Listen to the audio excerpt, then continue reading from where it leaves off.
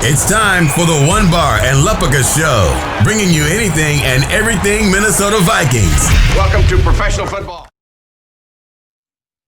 All right, welcome back to the One Bar and Lupica Show. I'm One Bar. In this episode, we're going to be talking about what every Vikings fan has been hoping would not happen since about August 14th when Danielle Hunter stopped practicing in training camp. All signs point to Hunter sitting out the rest of the 2020 season with his neck injury. It started off with it was just a tweak. Clearly, that is not the case. Clearly, this is a serious issue, especially when you're dealing with his neck. Last week, he went to New York. This week, now today, his trainer is basically saying he's recommending him not play anymore, not play at all in the 2020 season. So putting everything together would be a shock to see him out there, which is just such a huge blow. As we know, the last 2 years, he has 29 sacks for the Vikings. So we're going to lose a ton there. So what does this mean for the Vikings? Well, beyond this, I mean, for Danielle Hunter, I'm not going to pretend I'm a doctor. I'm not going to pretend I know what I'm talking about here. But when you look up his injury, a lot of NFL players have had this injury. As long as they get taken care of, he lets it heal, sits out, he comes back, he's going to be fine.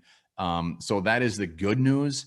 The bad news, obviously, for the Vikings this year, it is just going to be such a dagger to a defense that is already performing very, very badly. When you look at our depth moving forward now, yes, we made the trade for Yannick.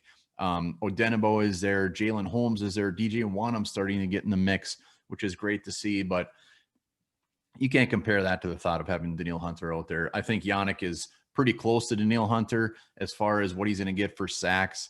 But Hunter overall, I feel, is a better defensive end, more scary for opposing offenses. Speaking of the Yannick trade, clearly the Vikings knew that this was not just a tweak. I think looking back at it now, seeing where it is, seeing that they probably knew this, they were probably very content going into the season with Danielle Hunter and Odenigbo.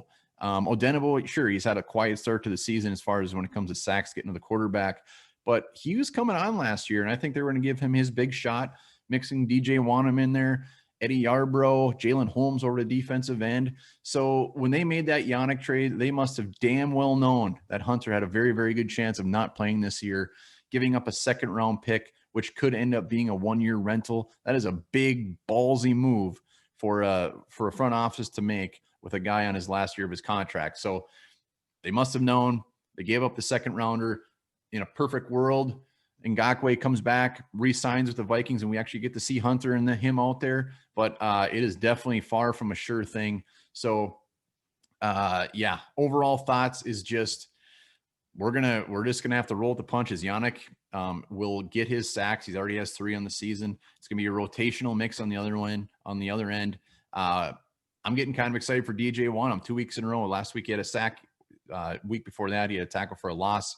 Still on very limited snaps. I think we're going to see a lot more of him moving forward, and then just the mix of Odenigbo and Jalen Holmes, and hopefully Yannick continues to bust up those sacks a little bit, and we'll just see what the future brings. But for me, I say shut Hunter down, put him down, let him get whatever he needs to get done, and come back in 2021 with the hope that he's out there with Ngakoue, with the hope that he's out there with Michael Pierce, because that could get very, very fun and very, very unfun for opposing offenses. So overall, it absolutely blows, but looking forward to the future, let's just get this guy well and get him back. And in the meantime, it doesn't look like we're going anywhere anyway this season. There's no reason to rush him back, and let's just butter up Ngakoue so he can come back and we can have one fantastic defensive line in 2021.